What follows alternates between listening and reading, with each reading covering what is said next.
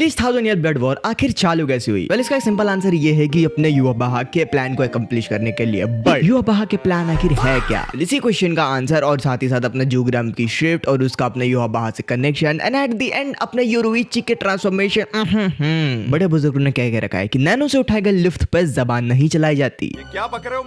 Well anyways, ये सभी चीजें हो रखी है अपने bleach 1000 year blood war part 4 the calamity के लेटेस्ट एपिसोड में। और आज अपन इस वीडियो में इसी चीज को ब्रेक डाउन करने वाले हैं, जहां पर तुम्हें एक एक करके वो सारे क्वेश्चंस का आंसर मिलने वाले हैं जो कि मे भी तुम्हें समझ ना आए हो। जैसे सबसे पहले शुरुआत होती है अपने युवा के एक ड्रीम से, जहां पर अपना इचिगो उसका मत्था काट रहा होता है and it is actually a nightmare. और इसमें अपने को ये भी पता चलती है कि अपने युवा की जो ऑलमाइटी है, बोले तो उसकी द ऑलमाइटी आंखें भी है, वो सभी कुछ देखते रहती है। In fact the future and the past and the every possible outcome जो कि करंटली हो रखी है वो भी देख सकता है, जहां पर के फेलो क्वींशीज की डेथ, अपने इचिगो कहां पर मौजूद है और साथ साथ पूरे के पूरे करंट से रहते में क्या क्या चल रहा है वो सभी वो देख सकता है। और यहाँ पर हम कंटिन्यू करते हैं अपने इचिगो और उरिया के पार्टीशन से, जहां पर अपना ओरियो अपने जुग्राम के साथ टेक ऑन करने का ट्राई करता है बिकॉज ही नोज कि अपने जुग्राम के पास करेंटली ऑलमाइटी है, तो इसका ये मतलब है कि युवा के पास नहीं है और यही परफेक्ट मूवमेंट है अपने इचिगो का उस पर अटैक करना। और अब इस मूवमेंट पे जो बैटल चलती है वो तो बहुत बढ़िया चलती है, बट अब यहाँ पर ये समझ लो कि आखिर अपने युवा और अपने जुग्राम का रिलेशन क्या है। नाउ सबसे बड़ी बात तो क्वींशीज हर तरीके एक ही होती है और सभी अपने युवा से निकले होते हैं, बोले तो एक तरीके से उसी के बच्चे हैं। बट युवा और अपना जुग्राम खुद में एक काफी स्पेशल एंटिटीज है और वो ये अनलाइक अदर क्वींशीज जो कि अपने सराउंडिंग से स्पेशल एनर्जी को कंज्यूम करते हैं, अपने युवा और जुग्राम अपने आप के कुछ पीसेस को तोड़कर दूसरों में एनर्जी और एबिलिटी बिस्टो कर सकते हैं, जैसा युवा करता है अपने ब्लड को डोनेट करके and make him the other Quincies into a Sternritter. And दूसरी चीज अपने इन दोनों की ही बहुत ही ब्रोकन एबिलिटीज, अपने युवा का शिफ्ट ए बोले तो द ऑलमाइटी सभी कुछ देख सकता है, सभी चीजों को मैनेज कर सकता है और साथ ही साथ अपने जुग्राम की शिफ्ट भी बोले तो द बैलेंस। इसमें वो बंदा अपने अराउंड के रेडियस में जो भी अपोनेंट है, जो भी इंस्टेंस ऑफ टाइम है, उसमें जो भी मिस फॉर्चून और फॉर्चून हो रहे हैं उन सभी चीजों को बैलेंस करता है। बेसिकली अगर अपोनेंट का कोई गुड लक होता है, वो कोई अटैक से बचता है, तो वो उस अटैक को एज इम्बैलेंस मानता है because it is a good luck. तो यहाँ पर वो इसी चीज को बैलेंस करवाने के लिए अपने ओपोनेंट पे एक मिस फॉर्चून ठोकता है और यही होती है द बैलेंसिंग शिफ्ट, जहां पर ये चीज उसके ऊपर भी काम आती है। बट इसी चीज को थोड़ा सा काउंटर करने के लिए वो एक शील्ड लेकर चलता है जो कि अपने जुग्राम के ऊपर जितने भी मिसफॉर्चून आने वाले हैं उस चीज को अब्सॉर्ब कर लेता है, कि अपने जुग्राम की एबिलिटी उसके ओपोनेंट पर तो अप्लाई हो बट वो इंडिविजुअली इसके इफेक्ट से बचे रहे। और इसी पूरे बैटल के एंड में जब अपना जुग्राम एक तरीके से अपने ओरियो को कॉर्नर कर देता है, तब वो बताता है कि आखिर अपने युवा का प्लान है क्या। एंड यहाँ पर हम देखते हैं काफी distorted crack in the world of Seireitei and the world of living itself. और अब युवा के प्लान को समझने के लिए तुम्हें ये समझना पड़ेगा कि आखिर जो अपने ब्लीच का पूरा वर्ल्ड बिल्डिंग है वो शुरुआत में लाइक एकदम प्री मॉड्यूल टाइम में था कैसा। एंड मेरे भाई तभी कोई भी ह्यूकोमुंडो, सोल सोसाइटी या द वर्ल्ड ऑफ लिविंग नहीं होती थी, वो तीनों चीजें कंजॉइंट लेकर एक ही पर्टिकुलर वर्ल्ड बनाती थी, जहां पर the concept of death and life एक साथ स्टैग्नेंट समय में रन करते हैं। और तभी एंट्री हुई अपने सोल किंग, जिसके बाद थोड़ा सा चीज होती है कि सोल किंग को यहाँ पर कैद करके उसके पावर्स के मदद से यहाँ पर 3 वर्ल्ड बनाए गए सेपरेटेड, और युवा चाहता है कि वो इन्हीं 3 वर्ल्ड को वापस से कंजॉइंट करके एक ऐसा रेल्म बनाए जहां पर the concept of death and life वापस से एक स्टैग्नेंट टाइम में रन करने लगे और वो एक ऐसी धरती बना सके जहां पर उसके फेलो क्वींशीज भी जिंदा रह सकते हैं, बिकॉज वी नो कि सोल सोसाइटी में क्वींशीज का रहना एक तरीके से उनके एग्जिस्टेंस के लिए खतरा हुआ करता था। There are some different factor जो कि इस चीज के लिए रिस्पॉन्सिबल है। और अब जब अपने इशिदा को पता चल चुका है कि आखिर अपने क्वींशीज की क्या प्लान है, तो उसे अपना ऑब्जेक्टिव से मिल जाता है, जो कि ये थी जुग्राम को हराकर इन 3 वर्ल्ड के सबमर्जन को रोक कर किसी तरह ह्यूमैनिटी को बचाना है। एंड यह अननोट कि अगर ये 3 वर्ल्ड का सबमर्जन होता है तो इनिशियली जितने भी करंट एग्जिस्टिंग लोग हैं, the living beings, the Hueco Mundo के hollow and the Soul Society soul reapers, ये लोग एक्सटर्मिनेट होने वाले। यानी एक तरीके से एक नया वर्ल्ड बनाने के लिए तुम्हें करंट वर्ल्ड को कोलैप्स करना पड़ेगा और इसीलिए करंटली इतनी भसड़ चल रही है। बाकी इस चीज से हम शिफ्ट होते अपने पहले प्रॉपर बैटल के ऊपर and that is Askin versus Yoruichi. और अभी यहाँ पर हम देखते हैं कि करंटली अपना आस्किन के डोजेस की वजह से, उसकी एबिलिटी की वजह से अपनी योरुइची अभी भी एक पैरालाइज स्टेट में अटकी हुई है। अब अगर तुम्हें आस्किन के शिफ्ट की याद नहीं है तो मैं तुम्हें बताता हूँ, it is the death dealing, जहां पर उसके ऊपर हुए कोई भी अटैक या फिर अटैक के नाम पर कोई भी सब्सटेंस अगर उस पर यूज हो रहे तो वो उस सब्सटेंस को एनालाइज करके एक लीथल डोज क्रिएट कर देता है। एग्जांपल की तरह से समझ लो कि अगर कोई भी अटैक अपने आस्किन पे पड़ते हैं तो उस अटैक की स्पिरिचुअल एनर्जी तो होती है, जहां पर इसी स्पिरिचुअल एनर्जी को अपना आस्किन कैलकुलेट और एनालाइज करके अपने बॉडी में उसके अगेंस्ट एक इम्यून खड़ा कर देता है, जिसका रिजल्ट ये कि अगर तुम वही अटैक बार बार करने लगोगे तो एट द एंड वो अपने आस्किन पे कोई इफेक्ट नहीं डालने वाले। और इन्हीं सब पर्टिकुलर प्रैक्टिसेस के चलते आस्किन अपने बाकी एलिमेंट्स के साथ भी छेड़छाड़ करता है, जहां पर ऑक्सीजन, नाइट्रोजन, इनकी डोजेज के साथ छेड़छाड़ करके इन्हें ऐसा बना देता है कि किसी बंदे के लिए इनका कंजम्पशन लीगल और फेटल हो सकता है, और इसी पर्टिकुलर चीज के चलते अपने योरोइची करंटली एक पैरालाइज स्टेट में पड़ी हुई है। बट यहाँ पर एंट्री होती है वन ऑफ द 5 कैलामिटीज की, and that is the master of trickster अपना किसके ओराहारा। डेजिग्नेशन का मतलब ये कि अब तुम अपने किसके पे कोई भी चीज थोपो, कोई भी स्ट्रेटजी बना दो, किसके तुम्हें आउटस्मार्ट करके रहेगा। एंड यहाँ पर वो अपने योरोइची के बटॉक्स पे कुछ लिखता है, and then our Yoruichi transform into this last transformation शुनरियो खुकुबियो सेंके। और अब इसकी एबिलिटी मैं बता रहा हूँ, इस चीज को ना क्रिएट करा गया ताकि वो अपने आस्किन के शिफ्ट को काउंटर कर सके। बेसिकली आस्किन को अगर किसी भी सब्सटेंस या किसी भी अटैक का एक इम्यून खड़ा करना है अपने बॉडी के अंदर, तो उसे पहले उस चीज को एनालाइज करना पड़ेगा, एक हिट लेना पड़ेगा, और उसमें थोड़ा सा टाइम लगता है। बट योरो की स्पिरिचुअल एनर्जी वो चेंज होती है 48 times per second based on our Yoruichi's mood. वो एक्सप्लेनेशन देता है कि अपने योरोइची तो पहले काफी मूडी है, बट इस फॉर्म में वो उस मूड को और ज्यादा एम्पलीफाई कर देती है और भी एनहांस तरीके से इसे पोर्ट्रे करती है, और इसी चीज की वजह से अपने योरोइची के हर एक अटैक आस्किन पे इफेक्ट होने वाले हैं। बट इसका एक ये ड्रॉबैक है कि यह सिर्फ 5 मिनट के लिए अफेक्टेड है, और इसके बाद योरोइची वापस से नॉर्मल स्टेट में चली जाएगी, where she is kind of paralyzed। और इसी मोमेंट पर आती है अपनी बारी किसके की to fight the one who has the shift of death dealing. और अब तुम्हें पता नहीं है कि अगले नेक्स्ट चैप्टर में या हो सके तो उसके नेक्स्ट चैप्टर में तुम्हें किसकी बांकाई देखने को मिलने वाली है। या माय बॉय फाइनली आवर खानोम बिराकी is going to be animated. And ये थी द